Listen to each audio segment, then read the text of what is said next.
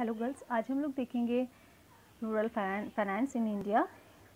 In India over 65% of the population reside in villages and approx 70% the villagers do not have bank account। उनके पास bank account नहीं है, around 70% के पास। But finance is not completely absent, उसके बाद भी finance वहाँ पर रूरल एरियाज़ में प्रोवाइड किया जा रहा है।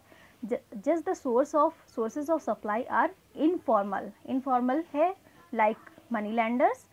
So money lenders are said to control 1/3 of all rural loans and wield considerable strength given their personal acquaintance with the local population and omnipresent distribution network. तो यहाँ पर अगर हम बात करें कि रूरल फाइनेंस क्या है, तो रूरल फाइनेंस को हम लोग को शाख भी बोलते हैं। शाख एक तरह का ऋण होता है, एक तरह का लोन होता है। तो जो आपका फाइनेंस है इकोनॉमी के लिए बहुत ही इम्पॉर्टेंट रखता है, क्योंकि इसमें इकोनॉमी में इन्वेस्टमेंट के लिए मनी अवेलेबल होती है, जिससे प्रोडक्शन में इंक्रीजमेंट होता है और इकोनॉमी में सुधार होता है।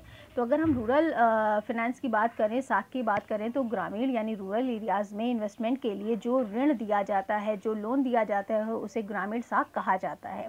तो यहाँ पर ग्रामीण क्षेत्रों में जो एग्रीकल्चर हो गया, पशुपालन हो गया, भूमि विकास हो गया, ग्राम उद्योग हो गया, आदि एक्टिविटीज़ के लिए ऋण की आवश्यकता होती है। तो पुराने समय में ग्रामीण क्षेत्रों में ऋण एक मात्र सोर्स जो था वो साहूकार थे, मनी लेंडर थे, जो लोगों को बहुत ही हाई रेट ऑफ इंटरेस्ट पर उनकी ज़मीन जायदाद को गिरवी रखकर लोन देते थे, ऋण देते थे। अक्सर लोग उनकी उच्च ब्याज दर के कारण ऋण नहीं लौटा पाते थे और अपनी भूमि से भी यानी अपनी लैंड से भी हाथ धो बैठते थे।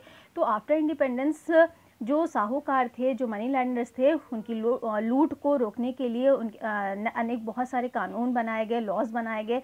इसके अतिरिक्त गवर्नमेंट ने रूरल एरियाज़ में रूरल फाइनेंस अवेलेबल कराया और अनेक ऑर्गेनाइजेशंस या इंस्टीट्यूशनल प्रबंध भी किए। इसमें आपका व्यावसायिक बैंक, क्षेत्र ग्रामीण बैंक, सहकारी बैंक एसेक्ट्रा शामिल थे, इंक्लूडेड किए गए, जिससे फार्मर्स को लोन प्रोवाइड किया जा सके।